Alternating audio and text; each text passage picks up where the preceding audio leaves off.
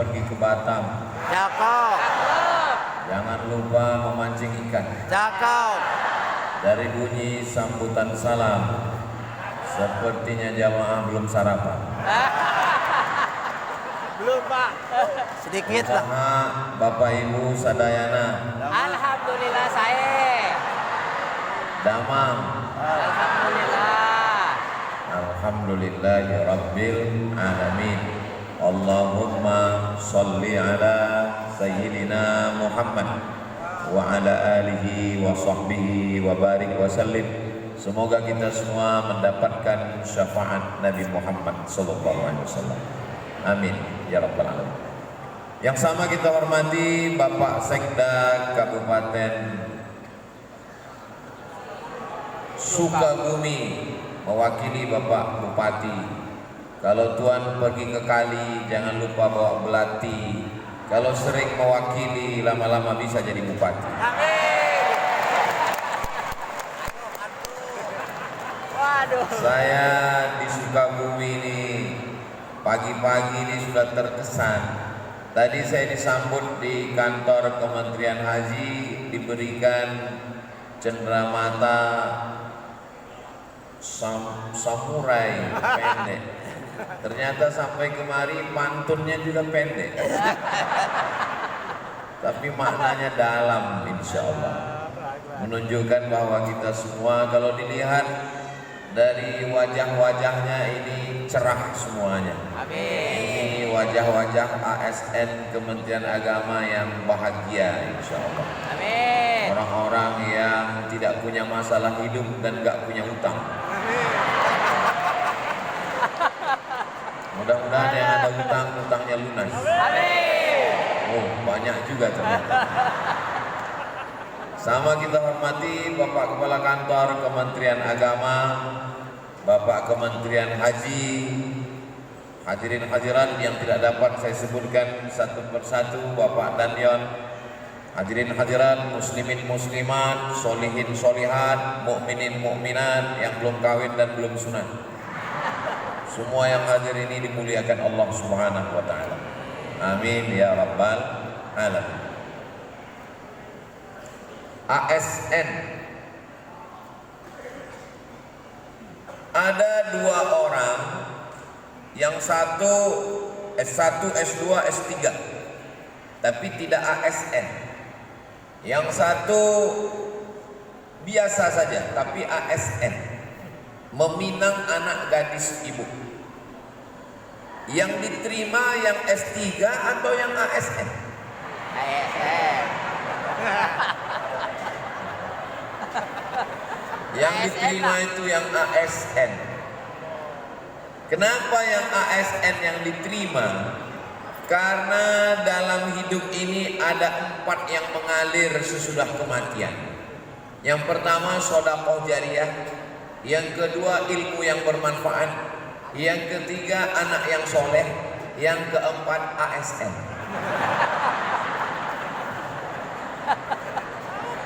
Ini Ustaz Somad menambah hadis ini, hadis riwayat Muslim. Saya nggak nambah. Kenapa yang keempat itu tetap mengalir? Karena ada pensiun. Semua orang ingin masa depan cerah, jelas. Betul Bu? Jadi yang sudah lulus ASN, alhamdulillah. Yang belum lulus, insya Allah. Saya pulang dari Mesir, lanjut ke Maroko. Pulang dari Maroko tahun 2008. Datang ke kantor Kementerian Agama Kabupaten Kampar, Provinsi Riau, bawa map. Di map saya ditulis 62. Mapnya warna biru, ditulis 62 di lingkar. Lalu saya tanya, Pak, ini maksudnya 62 ini apa? Kamu orang yang ke-62 yang akan ikut tes CPNS penyuluh agama Islam. Nama saya itu yang ke-62. Terus saya tanya, yang lulus berapa orang? 1. di hari yang sama tes PNS ASN, penyuluh, yang penyuluh mohon maaf hadir? Hadir. Bapak-bapak penyuluh, kalian adalah cita-cita saya tahun 2000. Orang yang tidak mensyukuri ASN, dia menganggap ASN ini biasa-biasa aja. Bahkan dia menganggap apa ini ASN, berangkat pagi, pulang petang, cek log, tugas, absen, laporan, membosankan. Tapi bagi orang yang ikut tes nggak lulus-lulus, sampai 16 kali ikut tes ASN nggak lulus-lulus, akhirnya jadi dukun. Namanya almarhum Ki Joko Bodo. Coba tulis, Ki Joko Bodo ikut tes PNS 16 kali, keluar judulnya. Bagi orang yang sudah menikah, punya istri, menurut dia istri dia itu biasa-biasa saja. Tapi bagi jombloan sejati, maka itu adalah bidadari yang dinanti-nanti. Allah.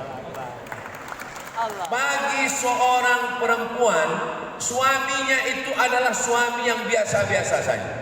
Bahkan mungkin dia katakan ini suami 4L, lu lagi. Tapi bagi perempuan yang sudah lama menantikan pangeran belum juga turun, maka suami itu adalah sesuatu impian yang luar biasa. Betul Bu? Tuh, ungkapan dari lubuk hati yang paling dalam. Jadi saya mau menyampaikan bahwa ASN Kementerian Agama adalah cita-cita setiap orang. Bagi yang sudah dapat, syukuri nikmat ASN ini. Walaupun yang hadir ini tidak semuanya ASN, tapi insya Allah kita menghormati, memuliakan, karena ASN ujung tombak terutama Kementerian Agama yang berhadapan dengan masyarakat. Mudah-mudahan amanah, jujur, berintegritas insya Allah. ASN Kementerian Agama Kabupaten Sukabumi, bahasa Arabnya hubbud dunia.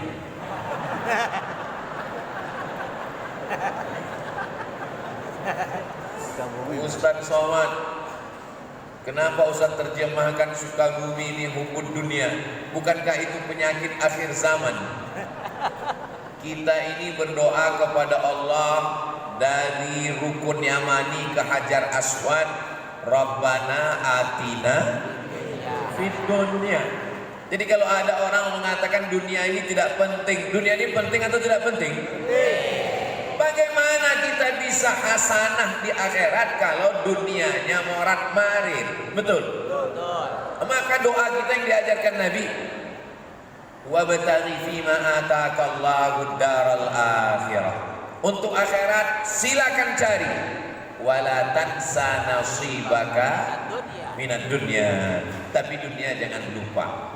Jadi kalau ada pegawai ASN gak masuk kantor, pagi terlambat, pulangnya cepat, nggak disiplin, pas ditanya kenapa kamu nggak masuk kantor, dunia nggak ada apa-apa, dunia hanya melalaikan.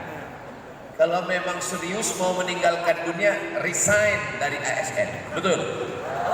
Jangan tetap di ASN, sibuk ngurus yang di luar, tapi meninggalkan kewajiban. Namanya makan gaji buta. Maka kalau sudah komitmen, kita sebagai seorang muslim, sebagaimana komitmen kita asyhadu an la ilaha illallah wa asyhadu anna muhammadan rasulullah, berkomitmen bahwa saya adalah ASN Kementerian Agama, maka insya Allah dunianya dapat, gaji dari negaranya dapat, APBN, dan di akhirat juga mendapatkan pahala insya Allah. Amin ya rabbal alamin. Kira-kira nanti di akhirat itu yang lebih dulu masuk surga itu dari Pemda atau dari Kemenak? Kemenak Pak. Kemenak, Pak. Mohon maaf Pak Sekda. Saya nanya begitu mau dengar jawaban, saya dengar jawabannya dari bawah katanya Kemenak lebih dulu masuk. Kenapa begitu? Karena tertulis ikhlas beramal. Beramalan. Betul, Prof. Tapi orang ikhlas tidak mau mementingkan dirinya. Maka nanti begitu orang Kemenak ini disuruh masuk surga, mereka persilahkan Pak Sekda duluan. Begitulah orang beriman ini saling berlomba untuk menuju kebaikan. Fastabiqul khairat, berlomba dalam kebaikan. ASN Kemenak Kabupaten Sukabumi mengaji. Kapan kita menjadi jahil, bodoh? Ketika kita sudah merasa diri kita alim. Di saat itulah kita jahil. Maka jangan pernah berhenti ngaji. Saya datang kemari bukan menjadi orang alim berilmu, tidak. Saya justru mengambil pelajaran-pelajaran. Man salaka tariqan, siapa yang melewati suatu jalan, yaltamisu fihi ilman, dia mengambil ilmu di jalan itu, sahalallahu lahu bihi tariqan ilal jannah, dimudahkan Allah jalannya menuju surga insyaallah. Amin. Amin. Saya memang diundang ke Kementerian Agama Sukabumi ini untuk memberikan tausiah, tapi justru saya mengambil pelajaran bagaimana Kementerian Agama, Kementerian Haji, Bapak Sekda memuliakan tamu. Tadi saya begitu datang sampai disambut di kantor, saya lihat ada baliho, tapi orangnya nggak ada. Saya dalam hati, loh ini kok jamaahnya nggak ada? Ternyata acaranya bukan di sana. Acaranya di sini ternyata. Di sana itu hanya menyambut dan memuliakan tamu. Begitu orang Sukabumi memuliakan tamu. Kalau di tempat lain, begitu acara langsung duduk, langsung sambutan, langsung tausiah. Kalau di Kemenak Sukabumi tidak, disambut dulu. Ada rebus ubi, ada rebus jagung, ada rebus pisang, ada rebus, pokoknya rebus semua. Kenapa dikasih rebus? Supaya jangan kena minyak kolesterol. Dikasih teh manis, saya cicipi tehnya pahit. Kenapa di Jawa Barat itu kalau dikasih teh nggak pakai gula? Karena orangnya sudah manis. Makanya jangan sering-sering melihat mereka, nanti bisa kena diabetes. Ada makanan yang banyak, tapi nggak sempat dimakan karena sibuk foto. Soto bukan sembarang soto, soto dimakan di tengah laut. Foto bukan sembarang foto, sudah foto cepat diupload. Selesai kami bersilaturahim tadi, baru dibawa kemari. Ustaz Somad, acaranya nanti di sana Pak Ustaz. Masya Allah, gedungnya megah luar biasa. Saya di mana-mana kalau tausiah itu selalu berkeringat kepanasan, tapi di gedung ini dingin. Kenapa? Karena AC, angin cepat. Jendelanya terbuka. Dikawal. Saya di mana-mana khawatir diserbu oleh jamaah. Tapi di ASN Kemenak Sukabumi ini perjalanan saya aman nyaman, dikawal oleh adik-adik pramuka. Masya Allah. Ini adik-adik pramuka ini calon pemimpin masa depan. Amin. Kalau kami ini masa lalu. Masa lalu itu bahasa Arabnya fi'il madhi. Fi'il madhi itu mabniun alal fathi. Dia tidak akan pernah berubah sampai mati. Kalau sudah doroba tidak akan mungkin berubah menjadi dorobi. Selamanya doroba mabniun alal fathi. Tapi kalian adalah fi'il mudhari, sekarang dan masa depan. Insyaallah. Wujudkan ASN Kementerian Agama yang pertama adalah berakhlak. Selama ini saya tahunya berakhlak itu ya berakhlak. Ternyata berakhlak itu ada maknanya. Yang pertama adalah berorientasi pelayanan. Begitu siap menjadi ASN Kemenak, berarti melayani masyarakat. Makanya kalau ada ASN Kemenak tidak melayani masyarakat, berarti dia pindah ke kantor lain. Dikasih tisu supaya jangan sampai direkam pakai kamera mulutnya bebuih,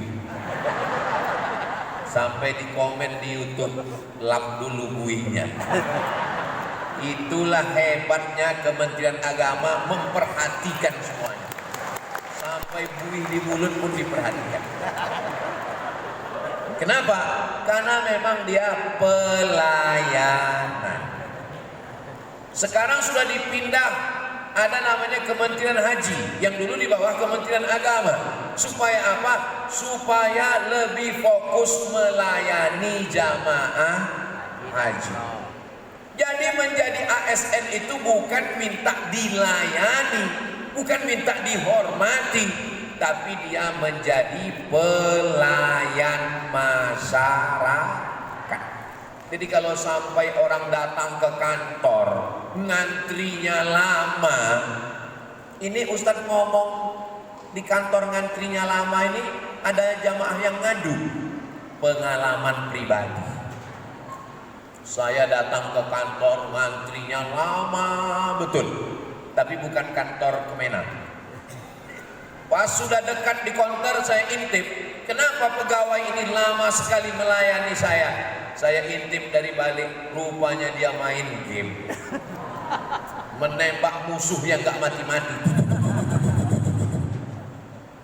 Dia digaji dari uang pajak masyarakat, tapi menyia-nyiakan masyarakat, maka minta maafnya, minta ampunnya di akhirat. Kalau dia pegawai Kabupaten Sukabumi, masyarakat Sukabumi penduduknya 2,9 juta orang. Kalau nggak percaya, hitung sendiri. Kalau dia pegawai ASN nasional, berarti dia mesti minta ampun di akhirat kepada 280 juta penduduk Indonesia. Inilah orang yang masuk neraka bukan karena zina, bukan karena riba, bukan karena nyolong, bukan karena mencuri, bukan karena selingkuh, tapi karena apa?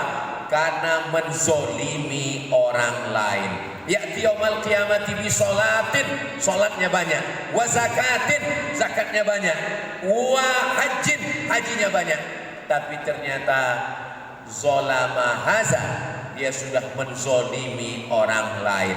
Untungnya yang saya ceritakan ini kejadiannya bukan di ASN Kemenak, tapi di kementerian lain. Kementerian apa Pak Ustadz? Gak boleh sebut nama, menjaga kode etik jurnalistik. Insya Allah ASN Kemenak ini orangnya memang begitu dia lulus, begitu dia dapat SK CPNS, dia memang betul-betul sudah niatnya Bismillahirrahmanirrahim, la haula wala quwwata illa billahil aliyil azim, melayani masyarakat. ASN Kemenak yang melayani masyarakat pahalanya dua. Yang pertama, pahala sebagai seorang muslim. Yang kedua, melaksanakan tugas sebagai abdi negara. Maka insya Allah diberikan Allah kebaikan dunia dan di akhirat insya Allah. Amin ya rabbal alamin. Ustadz ngomong begini, ini ngomongin ASN ini, saya pernah jadi ASN Bu. Bapak, saya PNS tahun 2008, keluar dari PNS 2019. Saya bukan dipecat, bukan dikeluarkan, memang minta mundur sendiri. Kenapa Ustadz mundur dari ASN? Nanti kita bicarakan empat mata. Terus selama Ustadz menjadi pegawai itu, saya melayani mahasiswa. Saya kebetulan ASN dosen. Jadi saya masuk 12 SKS, saya melayani mahasiswa, mengajar mereka. Mata kuliah saya mata kuliah hadis. Saya menjadi pelayan mahasiswa. Saya datang jam 8 dan saya keluar kelas jam 9.40. Jam 8 saya datang, mahasiswanya belum ada yang datang. Lama-lama saya sendiri yang datang terlambat. Karena kalau saya datang begini terus, mahasiswanya lambat datang, ya tentu nanti ditambah di jam ujung. Kenapa? Karena kita bukan minta dilayani, tapi melayani sesuai dengan kantor masing-masing. Kalau Bapak di kantor Kementerian Agama, di kantor Kementerian Haji, tentu saja pemerintah kabupaten, Bapak Sekda beserta jajarannya, Bapak TNI juga beserta jajaran, maka insya Allah pertemuan kita ini tidak hanya Kementerian Agama, penyelenggaranya Kementerian Agama, tapi semua yang berada di bawah Negara Kesatuan Republik Indonesia, bahkan tingkat presiden, gubernur, bupati, wali kota, camat, lurah sekalipun, semuanya adalah dipilih oleh rakyat untuk melayani masyarakat. Mudah-mudahan kita mendapatkan pahala pelayanan insya Allah. Amin. Akuntabel. Akun itu dari bahasa Inggris, account, hitung. Akuntabel bisa dihitung, bisa terukur. Pernahkah kita mengukur berapa masyarakat Sukabumi? 2.900.000 orang. Berapa muslimnya? Berapa yang bisa baca Quran? Berapa yang belum bisa baca Quran? Berapa yang sudah sholat ke masjid? Berapa masjidnya? Berapa khotibnya? Berapa guru ngajinya? Akuntabel, mesti terukur. Nah, ini nggak bisa main ukur-ukur pakai feeling, nggak bisa. Dia mesti pakai lembaga survei. Nah, jadi ke depan supaya terukur semuanya. Kemarin Ustadz Somad ceramah di depan berapa orang? Saya ceramah ya kira-kira, nggak bisa pakai kira-kira. Ini kalau dihitung ini sekitar 5.000. Loh, kok banyak sekali? Dihitung sama malaikat kiroman katibin sama jin ibritnya sekalian. Jadi akuntabel, terukur.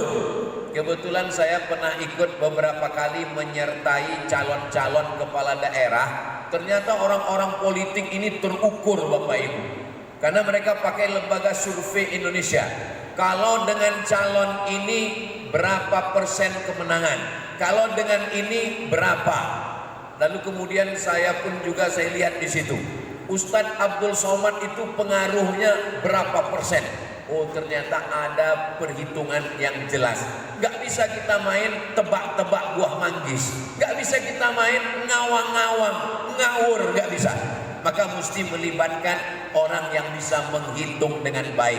Penyuluh agama Islam, berapa kantor yang dimasuki, berapa kantor dinas, berapa orang yang mengerti ajaran Islam, apa standar yang dipakai. Maka ini pentingnya akuntabel. Mudah-mudahan ke depan semuanya terukur dengan baik insya Allah. Amin. Saya husnuzon, apalagi tadi di depan kita saya disampaikan di BCG Ustadz Abdul Somad, ini adalah ibu-ibu guru kita yang mengajar di RA, Raudatul Atfal.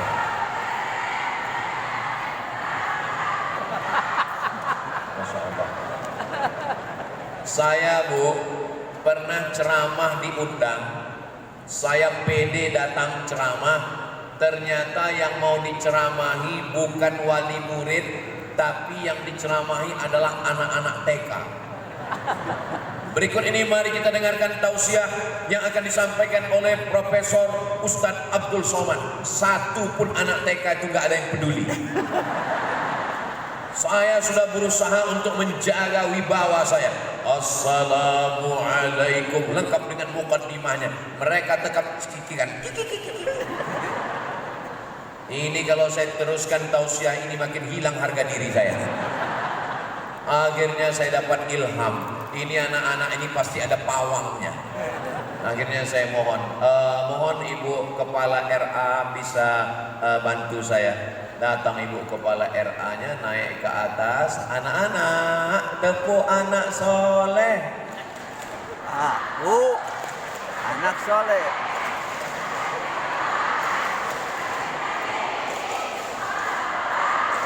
Dihormati.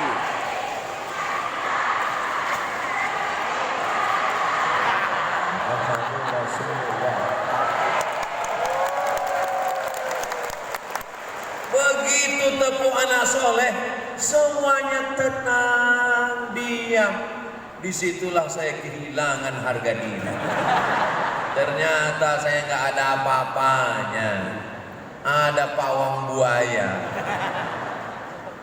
Dalam hati saya kalau tahu begitu, saya tepuk sendiri dari tadi. Tapi tangannya boleh sama, tepuknya boleh sama, tapi jiwanya beda. Jangan katakan pisau silet itu tumpul karena tidak bisa memotong batang kelapa. Jangan katakan kampak itu tumpul karena tidak bisa memotong kumis, karena sudah ada kaplingannya masing-masing. Berbahagialah bapak-bapak yang istrinya guru RA. Pasti semangat terus, semangat. Saudara yang dimuliakan Allah Subhanahu wa taala, berapa anak RA di Kabupaten Sukabumi? Jangan jawab. Di antara anak RA ini berapa yang sudah bisa ngaji? Itu semua penting akuntabel. Tahun lalu pesantren kita menerima santri yang daftar 300, yang bisa diterima hanya 150. Kenapa 150 tidak bisa diterima? Jawabannya satu, karena anak gak bisa ngaji. Tamat SD gak bisa ngaji. Padahal dulu ngaji itu bukan tanggung jawab kiai. Karena kiai ngajar baca kitab kuning. Ngaji tanggung jawab ibu. Ibu saya bukan ustazah. Ibu saya bukan anak pesantren, tapi ngaji Quran dari alif bata sampai ammayata sa'alun. Saya belajar baca Quran dengan ibu saya. Maka saya heran kok ada anak 150 gak bisa ngaji. Akhirnya gak kita terima di pondok. Bukan berarti kita high class, kita bagi-bagi ke pondok yang lain yang mau menyediakan guru ngaji. RA slogannya nggak perlu panjang-panjang, nggak perlu banyak-banyak, cukup tamat RA hafal juz amma. Setuju? Bagus atau nggak bagus? Bagus. Kalau dia sudah tamat RA hafal juz amma, pasti wali murid akan datang ke orang tua. Bapak, Ibu, tolong bukakan MI, karena kami takut kalau anak kami masuk SD hafalannya hilang. Akhirnya tanpa iklan MI jadi ramai. Kenapa? Dari RA. Saya sebagai seorang ayah, sebagai seorang bapak, takut anak saya gak bisa ngaji. Masa anak ustaz gak bisa ngaji? Takut anak saya gak bisa sholat. Takut anak saya kena lem kambing narkoba. Takut anak saya rusak akhlaknya. Anda mau anak Anda selamat akhlaknya, selamat akidahnya, selamat bacaan Qur'annya, daftarkan segera ke RA dan MI. Anak saya ngapal Qur'annya dengan gurunya di sekolah. Saya Jumat, Sabtu, Ahad, Senin keliling. Jawa Barat sekali setahun, Jawa Timur sekali setahun, Kalimantan sekali setahun, Papua setahun sekali, sama sekali setahun. Saya di rumah hari Selasa pondok, hari Rabu terima tamu, hari Kamis dengan keluarga. Lalu anak saya ngapalnya di mana? Anak saya hafal juz amma di RA. Baca surat pendek, wailul lil mutaffifin alladzina idza talu 'alan nasi yastawfun walladzina idza kaluhum aw wazanuhum yukhsirun. Meleleh air mata saya haru melihat anak saya dikirim oleh ustazah, dia jadi imam baca surat pendek. Saya datang ke sekolahnya mau cium tangan gurunya ungkapan terima kasih, nggak jadi saya cium, gurunya perempuan. Kita belum menghitung berapa anak-anak kita yang bisa baca Quran, berapa yang nggak bisa. Maka kerjasama dengan lembaga survei supaya apa? Supaya terukur. Saya pernah diundang, Ustaz Somad, kita akan buat bengkel khotib. Hah? Bengkel? Iya, sebab kalau motor itu rusak mesinnya dibawa ke bengkel. Ini pun khotib-khotib kita ini mesti dibengkelkan Pak Ustaz. Ada orang yang nggak pernah dengar pengajian, nggak pernah datang ke Kiai Ajengan, nggak pernah mau ke pondok pesantren. Satu-satunya dia mendengar kajian adalah mendengar khutbah Jumat. Di khutbah Jumat itu mestinya suara khotibnya lantang. Jamaah Jumat sekalian, marilah kita bertakwa kepada Allah. Tapi justru dia mendengarkan suara yang dihembus angin spoi-spoi. Jamaah Jumat sekalian, dia pun tertidur. Padahal khutbah tertulis di situ, khotib hanya bicara 15 sampai 20 menit. Ayatnya, hadisnya, suaranya, mikrofonnya, sound systemnya, ini semua mesti akuntabel karena ini yang langsung ke masyarakat. Dulu pernah heboh di Jawa Timur sound horeg, sampai banyak nenek-nenek yang putus tangkai jantungnya. Bum, bam, bum, bam. Padahal sound horeg ini kalau bekerja sama dengan masjid bagus sekali. Kenapa? 80% masjid itu yang berfungsi adalah sound system. Imam sound system, Bilal sound system, khotib sound system, penceramah sound system. Ini ada model mikrofon, sekuat apapun suara khotib yang keluar tetap kecil. Ada suara saya kedengaran jelas. Alhamdulillah. Ada model suara sound system ini bergema. Bapak-bapak, ibu-ibu, subuh. Begitu selesai ditanya, apa tadi kata Ustaz Somad? Entah apa-apa. Maka sound system aman sangat penting. Ini produk anak bangsa, bagus, dimanfaatkan. Untuk apa? Lagi-lagi akuntabel. Berapa jumlah surau, langgar, masjid, musola? Berapa khotibnya? Berapa imamnya? Berapa guru ngajinya? Berapa anak yang ngaji? Berapa alumninya? Mesti ada hitungan-hitungan yang jelas. Barulah kita bisa evaluasi per tahun.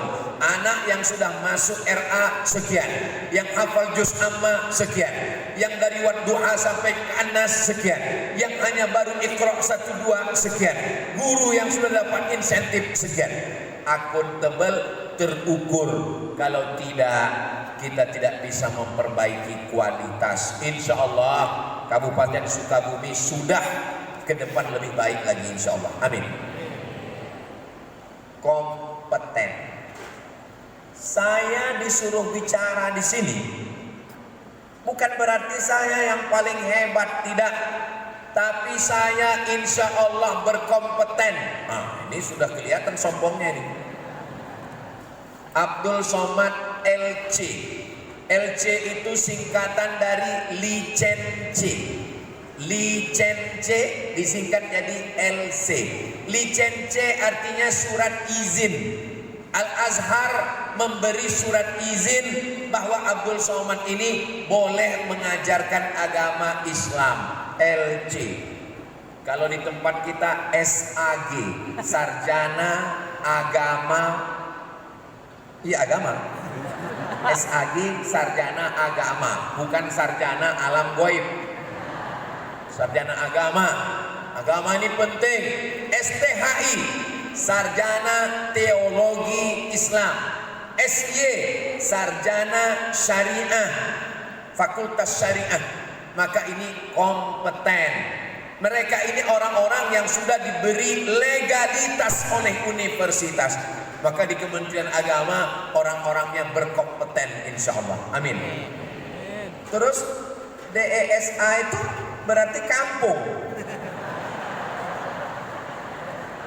DESA singkatan, karena waktu daftar ASN tulis titel menurut negara asli. Nah, maka di negara aslinya di Maroko DESA itu singkatan dari Diplôme Études Supérieures Approfondies. Diplôme Études Supérieures Approfondies. Bunyinya keren, sampai ke Indonesia jadi desa. Deso. PhD, cara bacanya dari kanan, D-nya lupa pula D. Doktor. PhD, D-nya doktor, PH-nya filosofi, Doctor of Philosophy. Kenapa Ustadz kuliahnya ke Maroko, ke Mesir, ke Sudan? Saya kuliah jauh-jauh itu mau nyari yang gratis. LC gratis, DESE gratis, PhD gratis. Kenapa Ustadz nggak kuliah di kampung Ustadz saja? Sidang terbuka 10 juta, tertutup 15, buka tutup 25. Saya ini orangnya pemburu gratis. Makanya dulu waktu kuliah itu cari di internet beasiswa gratis. Saya suka yang gratis. Tapi waktu nikah bayar. Saudaraku yang dimuliakan Allah Subhanahu wa taala, kompeten ini penting. Kalau sarjana yang menggambar gedung kita ini bukan orang yang ahli, gambarnya kacau. Kalau tukangnya bukan yang ahli, retak-retak. Idza wusidal amru ila ghairi ahlihi, kalau diserahkan suatu perkara bukan kepada ahlinya, fantaziris sa'ah, tunggulah kehancuran. Tapi sarjana teknik bangunan hanya menghancurkan satu bangunan. Mohon maaf, insya Allah bangunan kita ini bagus, nggak ada retak-retaknya insya Allah. Amin. Ada yang lebih hebat, yang bangun jembatan, jembatan bisa hancur. Yang bangun gedung, gedung bisa hancur. Tapi Kementerian Agama tidak membangun jembatan. Kementerian Agama tidak membangun gedung. Kementerian Agama membangun jiwa orang yang membangun jembatan dan yang membangun gedung. Kami dari Kementerian PUPR bangun jalan tol, ya. Kami dari Kementerian Ekonomi membangun perekonomian bangsa, ya. Lalu Kementerian Agama bangun apa? Kami membangun jiwa kalian semuanya. Itu tertulis dalam lagu kebangsaan Indonesia. Bangunlah jiwanya, bangunlah badannya untuk Indonesia Raya. Bangunlah jiwanya, bangunlah badannya. Badan dibangun, 4 sehat 5 sempurna. Makanannya, gizinya. Tapi ada yang tidak kelihatan, cara berpikirnya. Mindset, main otak, set susunan otaknya mesti lurus. Main otak, set susunan, mindset susunan otak. Ada juga yang bilang main otak, set setan, mindset otak setan. Nauzubillah. Mudah-mudahan semua kita otaknya benar, hatinya benar, ucapannya benar, amalnya benar insyaallah. Amin. Ini amat sangat penting, kompeten. Memang orang-orang yang berkompeten. Bayangkan kalau saya yang orangnya nggak sabar, yang ngomongnya keras begini, disuruh ngajar di RA. 2 kemungkinan. Kalau nggak saya yang gila, anak tuh stres. Maka sudah ada orang yang berkompeten, ibu-ibu, kakak-kakak, teteh-teteh yang mengajar di RA ini kan sudah melewati proses-proses panjang kan. sampai akhirnya kompeten. Kami yang punya anak, nggak mungkin kami menyerahkan anak kami kepada orang yang tidak akan mendidik anak-anak kami. Begitu juga dengan bapak. Bapak kebetulan punya istri. Istrinya sudah 9 bulan 10 hari hamil mau melahirkan anak. Pergi, tiba-tiba di tengah jalan sudah mau melahirkan.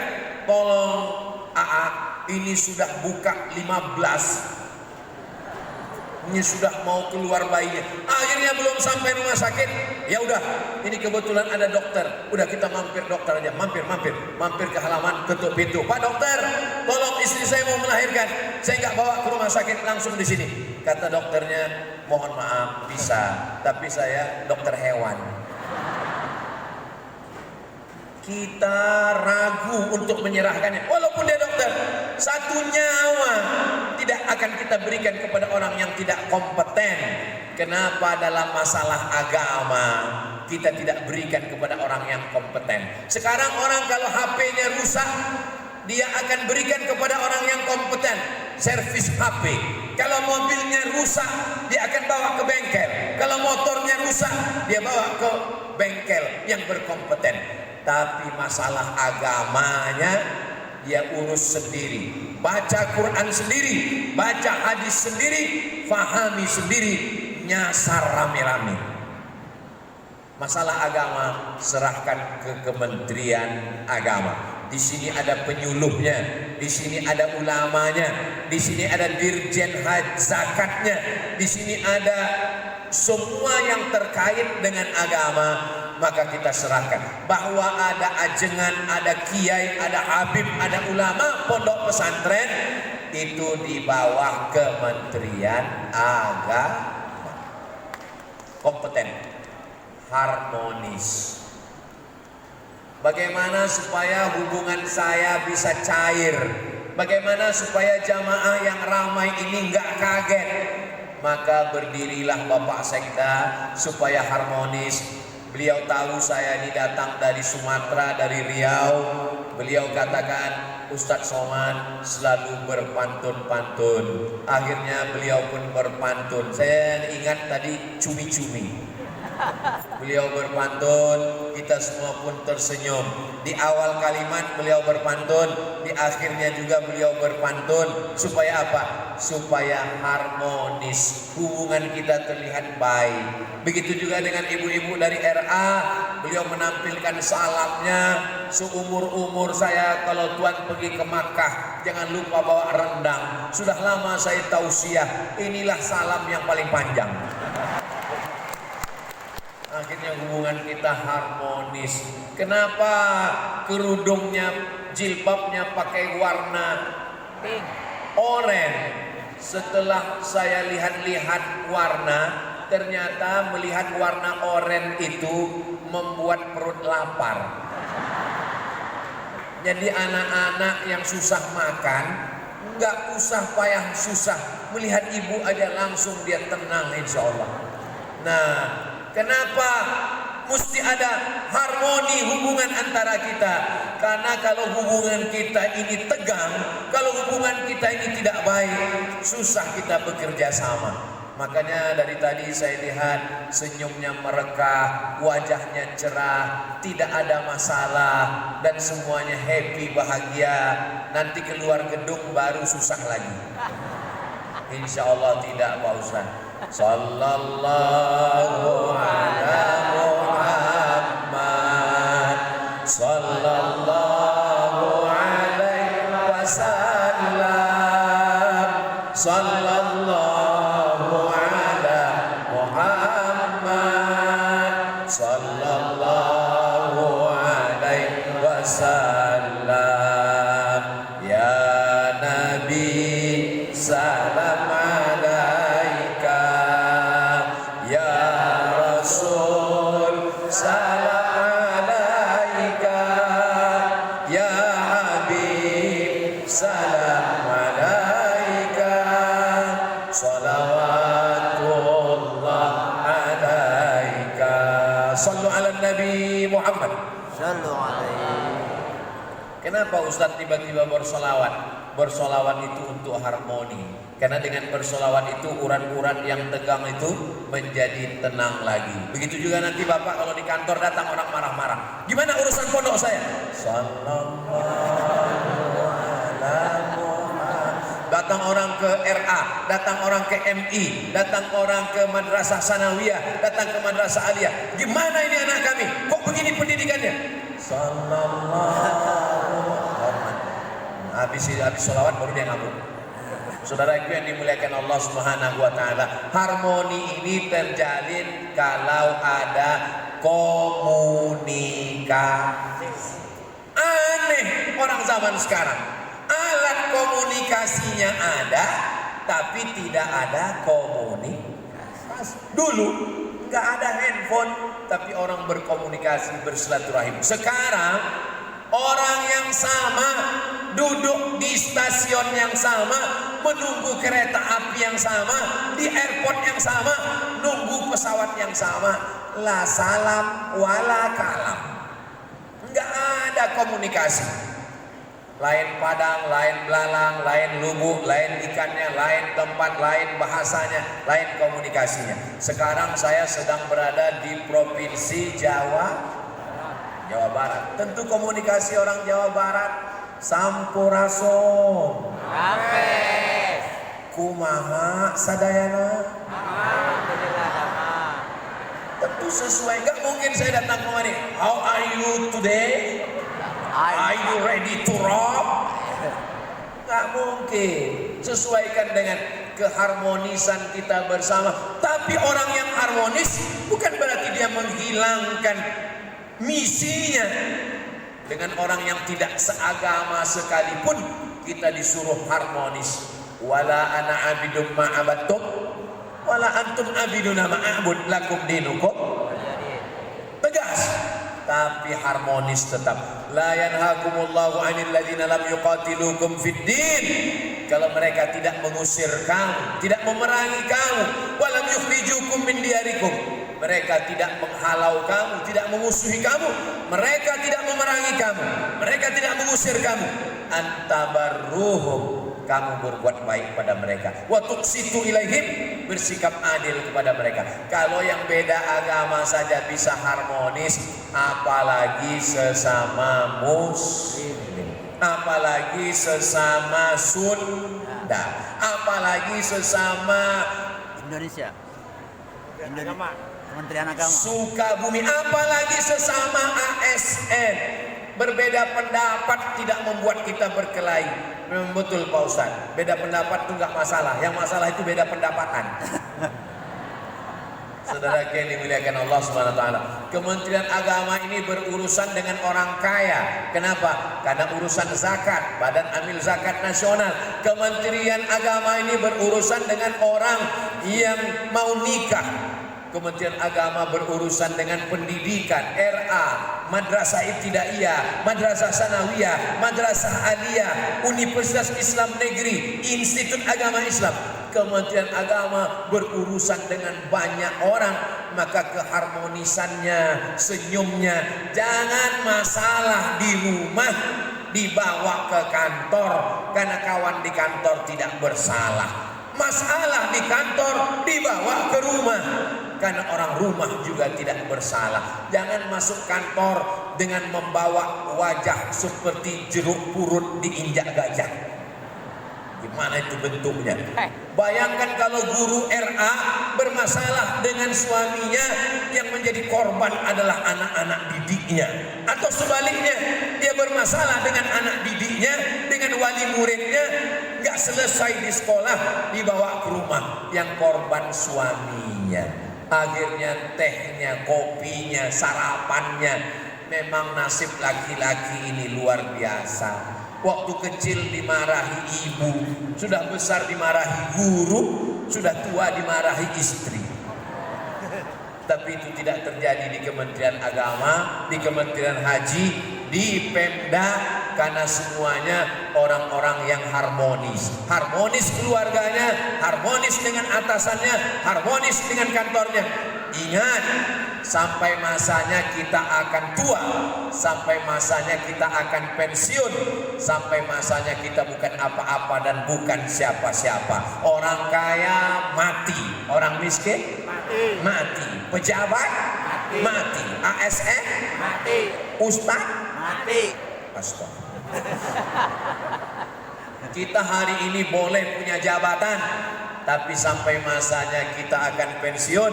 Kalau hubungan kita ketika menjabat hanya dengan jabatan kekuasaan, setelah tidak ada jabatan kita akan kena penyakit PPS, Post Power Syndrome. Yang selama ini kita dihormati, dimuliakan orang, pintunya dibuka, sendalnya dibawakan, disambut, dimuliakan, diagungkan.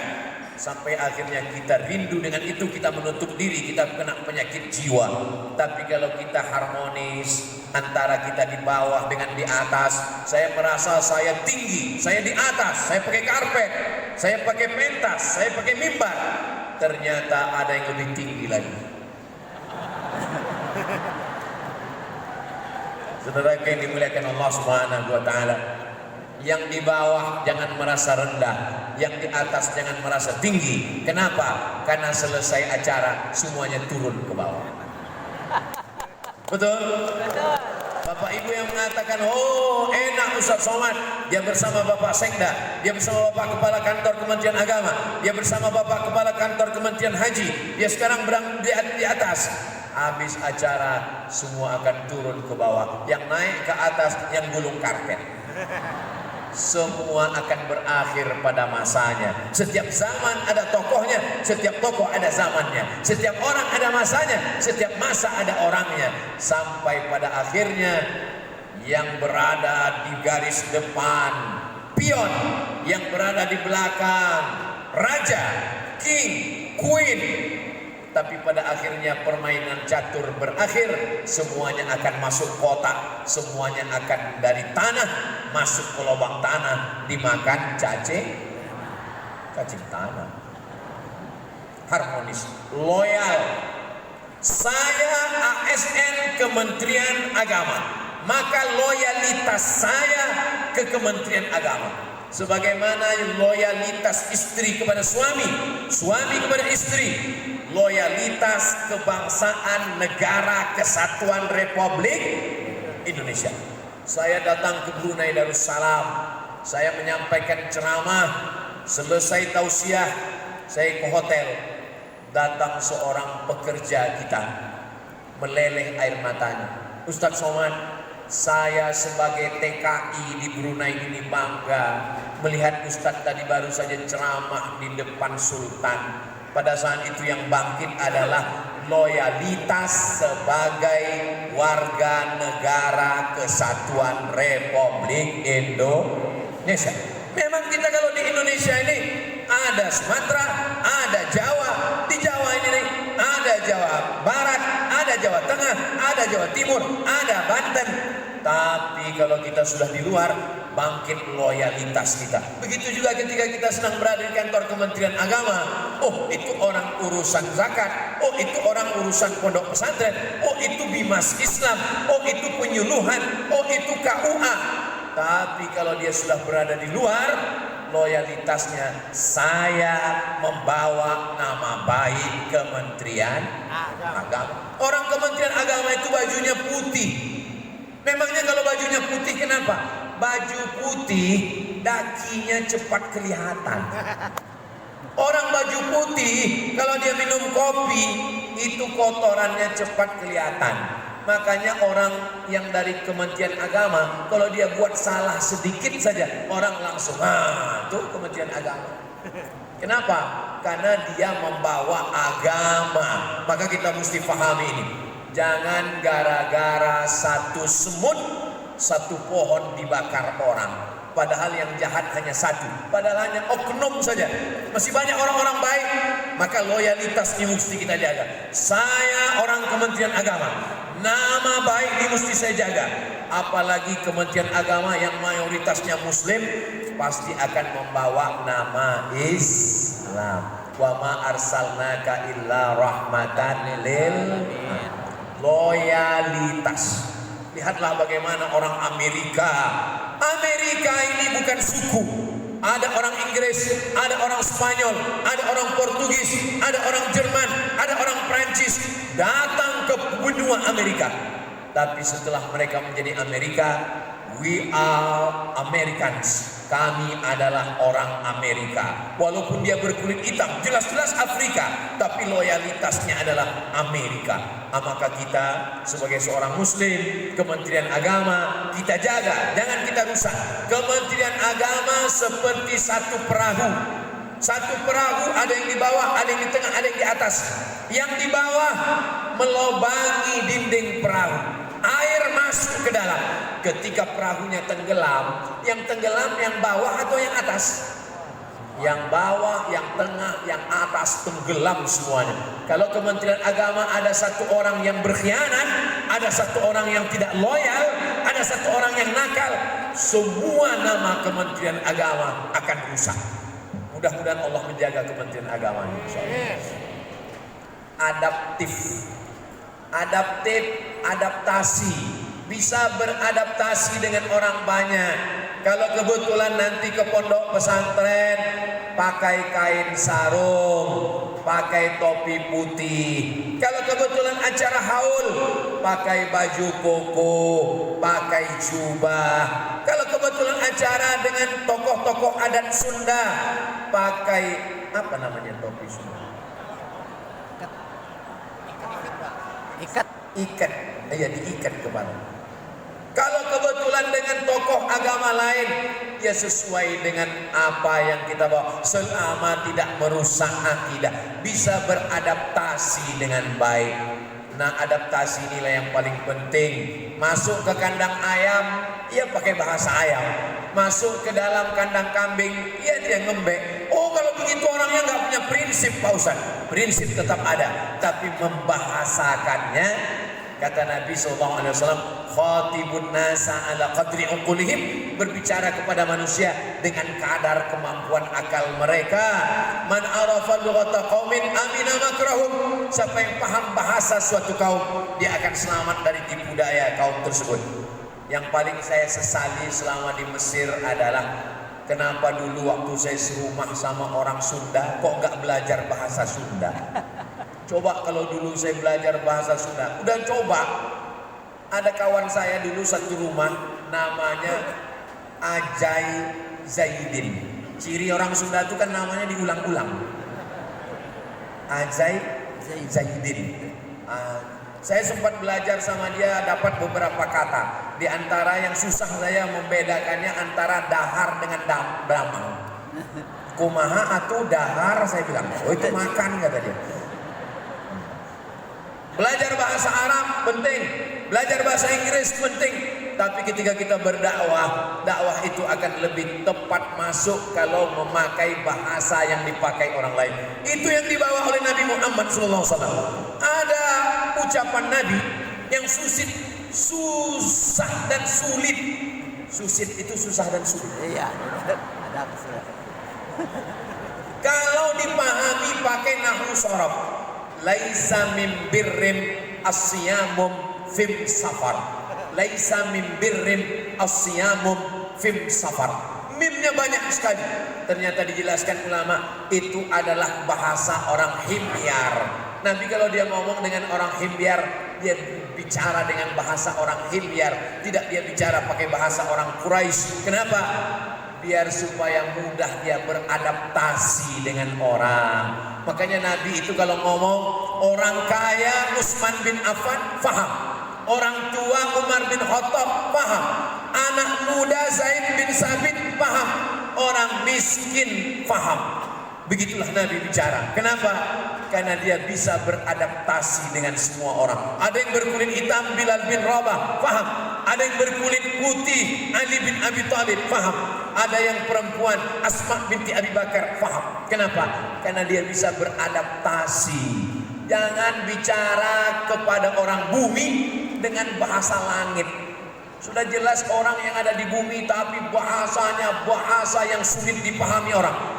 Maka di antara jamaah yang ketemu dengan saya, dia bilang, saya kalau dengar ceramah Ustadz, saya mudah faham. Alhamdulillah, karena saya menggunakan bahasa-bahasa yang tidak bahasa-bahasa langit, bahasa-bahasa. Ada orang yang kalau ngomong ini sesuai dengan komunikasi, beradaptasi, terasi, macam-macam. Padahal kita sedang bersama dengan masyarakat yang sederhana, yang biasa, adaptif, kolaboratif, berkolaborasi dengan semua orang. Kementerian Agama bisa bekerja sama dengan Dinas Pariwisata. Kementerian Agama bekerja sama dengan Pemko dan Pemda. Kementerian Agama bekerja sama dengan dinas, berbagai macam dinas-dinas, kantor, semuanya. Kita tidak bisa berjalan berdiri sendiri. Saya bisa sampai ke Sukabumi ini melibatkan banyak orang. Karena kalau saya sendiri saya nggak sampai kemari. Saya mesti bekerja sama. Maka kata Nabi SAW, alaikum bil jamaah, hendaklah kamu berjamaah. Iyakum wal furqah, jangan pernah sendirian. Kita makan saja nasi. Siapa yang pernah nggak kita pikirkan? Siapa yang nanam padi? Siapa yang manen padi? Padinya dibawa ke mesin penggilingan padi. Padinya dibawa ke tempat jual beras. Berasnya dibawa ke tempat jual rice cooker.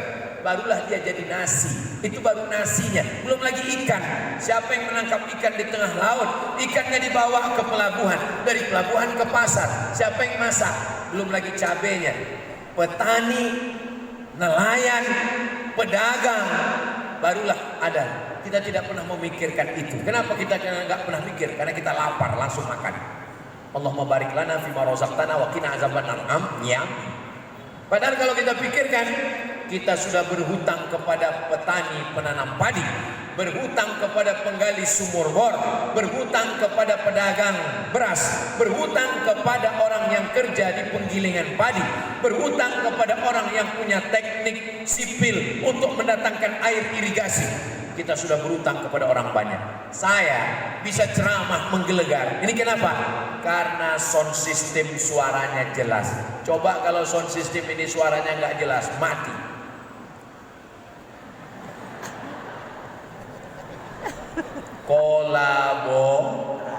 Kolaborasi.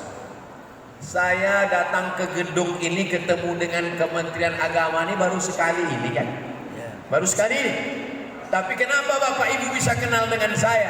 Karena ceramah ini direkam. Siapa yang merekamnya? Tim media. Dari fakultas apa? Sains dan Teknologi. Anak-anak dari fakultas multimedia merekam, memasukkan ke YouTube, memasukkan ke Instagram, memasukkan ke Facebook, memasukkan ke TikTok. Kolaborasi. Kalau saya cuma ceramah sendiri di masjid di kampung saya, orang Sukabumi nggak kenal dengan saya.